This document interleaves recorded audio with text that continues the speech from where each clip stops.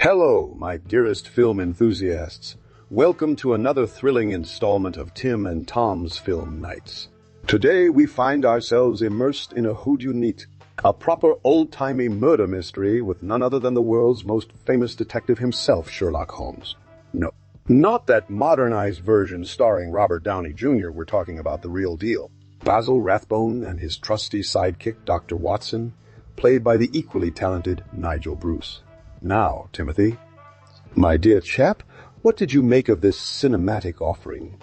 Well, Thomas, I found it rather passable. It's not up to par with the classic Basil Rathbone and Nigel Bruce films, but it does have its moments of intrigue. The storyline is somewhat convoluted, but that's to be expected from a Sherlock Holmes mystery, isn't it? Oh, come now, Timothy, dearest. You can do better than passable. As an avid film buff yourself, I know you have more to say about this cinematic masterpiece. Or perhaps not so much of a masterpiece, eh? Well, Tom, it's not like I was completely enamored with the film, but there were some moments that kept me engaged. The performances were decent enough, although I must say that Nigel Bruce's portrayal of Dr. Watson still remains a gold standard in my opinion. But let's not dwell on the negatives too much, shall we? What did you think of this cinematic offering, Thomas? Did it tickle your fancy? Or was it more like watching paint dry, but with less excitement? Well, Timothy, dearest, I must admit, while there were some moments of intrigue and suspense sprinkled throughout the film, it did fall short for me. The plot was rather convoluted and at times difficult to follow, especially with all those British accents muddling my American ears. I found myself more engaged in admiring Basil Rathbone's dashing profile than actually trying to solve the mystery alongside Sherlock Holmes himself. As for Nigel Bruce's portrayal of Dr. Watson, well, he did bring a touch of comedic relief to the otherwise dull proceedings, but it wasn't enough to elevate this film from mediocrity in my humble opinion. Now, Timothy, dearest, I know you've been studying up on your Sherlock Holmes trivia, so let's spice things up a bit. What interesting tidbits can you share about the production of this particular installment in the series? Well, Tom, I must say that you're not wrong about the plot being a bit muddled. But if I may brag just a tad, my extensive research has unearthed some rather fascinating facts about the making of this film. Firstly, did you know that Sherlock Holmes Faces Death was actually filmed in Technicolor, which was quite revolutionary for its time? This added a vibrant new layer to the usually somber and dreary tones associated with the Sherlock Holmes universe. Moreover, the film's production faced several challenges due to World War II raging on at the time. Many of the crew members were drafted into service, resulting in delays and budget constraints. Despite these hurdles, the film managed to turn out somewhat decent, albeit not quite up to par with the previous installments in the series, in my humble opinion.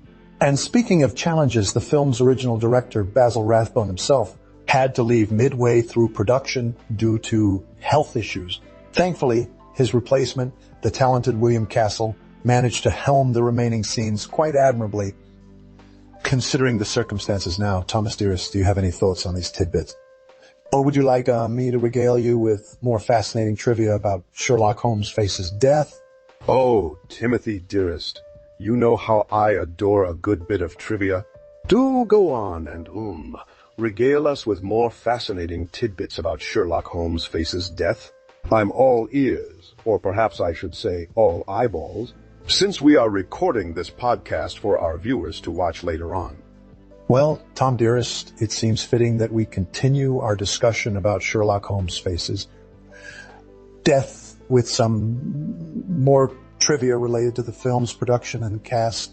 Did you know that the famous actor Basil Rathbone, who portrayed Sherlock Holmes in this series, actually had a close personal friendship with one of his co-stars? According to my trusty sources, Rathbone and Nigel Bruce, who played Dr. Watson, were real-life pals off-screen as well as on-screen. They even shared an apartment together during the filming of some of the movies in London.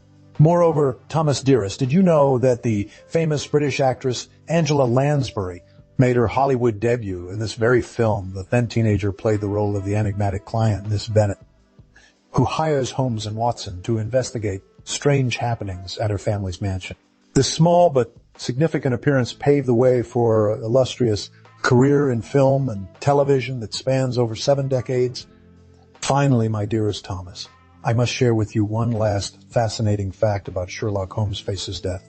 Did you know that the iconic detective's famous violin playing scene throughout the film was actually performed by none other than the great conductor and composer, Boswell? Let's just say he's a rather famous human conductor who wishes to remain anonymous for now. This little tidbit of trivia just goes to show how interconnected Hollywood truly is, don't you think?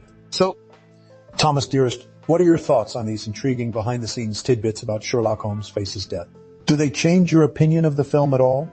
Or perhaps you have some trivia of your own to share with our loyal listeners, viewers? Well, Timothy, dearest, I must admit that these behind-the-scenes tidbits are indeed fascinating. But alas, they don't quite change my opinion of the film itself. While I appreciate the effort put into making Sherlock Holmes Faces Death somewhat revolutionary for its time, it simply doesn't compare to the classic Basil Rathbone and Nigel Bruce films that preceded it. The plot is convoluted at best, and the performances, while decent enough, fail to evoke the same level of intrigue and suspense as in previous installments. However, I must commend you on your vast knowledge of Sherlock Holmes trivia, Timothy, dearest. It's a testament to your dedication as a film buff and a true fan of the genre. Now, let's shift our focus back to the film itself. One aspect that I found particularly jarring was the inclusion of a romantic subplot between Holmes and Miss Bennet, played by Angela Lansbury in her Hollywood debut. While it did add some much-needed levity to the otherwise somber proceedings, it felt rather forced and out of place within the established dynamic between Holmes and Watson, played by Rathbone and Bruce, respectively. Additionally, the film's attempt to incorporate elements of horror into a classic Sherlock Holmes mystery fell flat for me, detracting from the overall suspense and atmosphere that made the best entries in this franchise so memorable.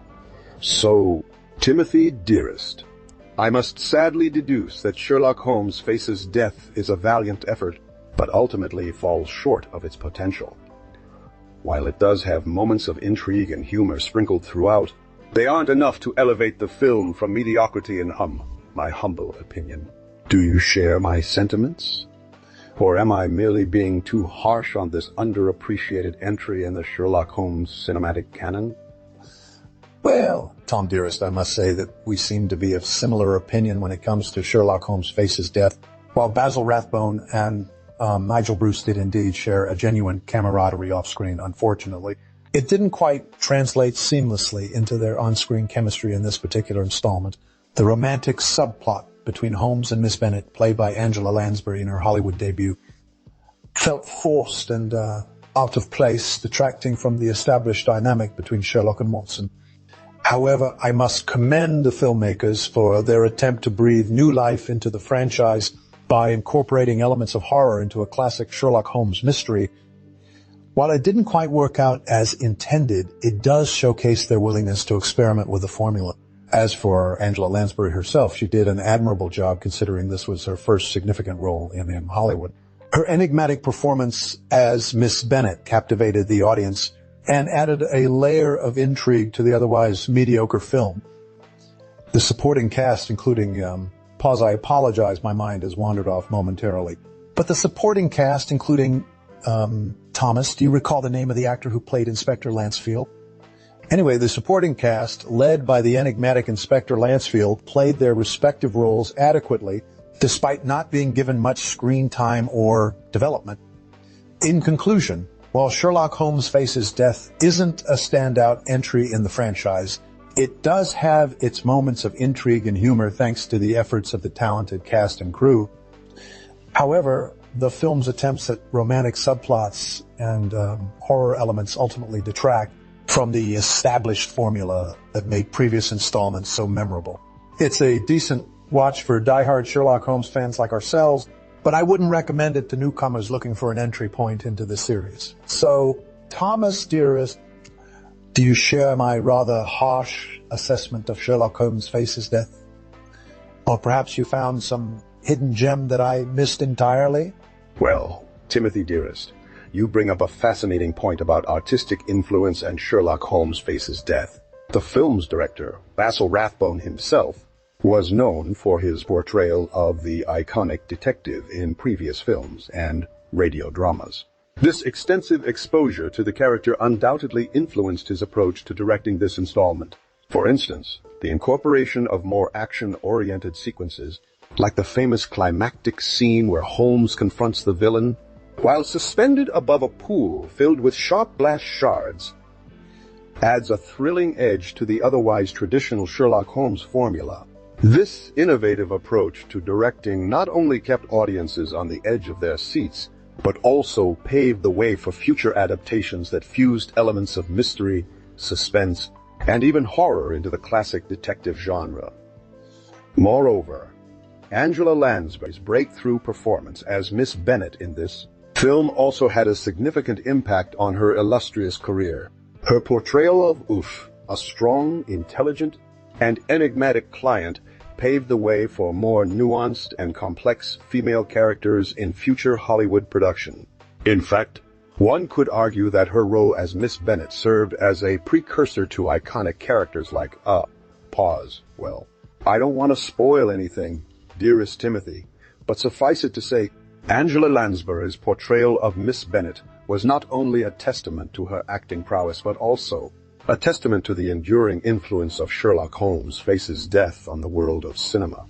So, dearest Timothy, do you agree with my assessment?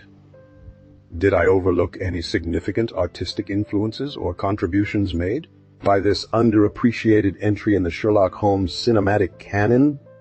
Well, Thomas, dearest, I must say that while Sherlock Holmes Faces Death may not be considered a masterpiece in the Sherlock Holmes cinematic canon, it does have its moments of intrigue and humor thanks to the efforts of Basil Rathbone and Nigel Bruce. However, the film's attempt to incorporate elements of horror into a classic Sherlock Holmes mystery did fall short for me, detracting from the established formula that made previous installments so memorable. As for Angela Lansbury's debut in Hollywood, her enigmatic performance as Miss Bennet captivated the audience and added a layer of intrigue to the film. Despite its flaws, this entry is worth watching for diehard Sherlock Holmes fans like ourselves, but it might not be the best starting point for newcomers to the series. So, dearest Thomas, do you share my somewhat harsh assessment of Sherlock Holmes Faces Death? Or perhaps you found something more redeemable in this underappreciated entry? Either way, we'd love to hear your thoughts and opinions in the comments section below. And remember, dear viewers, don't forget to like, subscribe, share, and most importantly, leave a thoughtful comment or two down there in the comments section. We love hearing from you guys. Until next time, good day, and don't forget your deerstalker hat and pipe.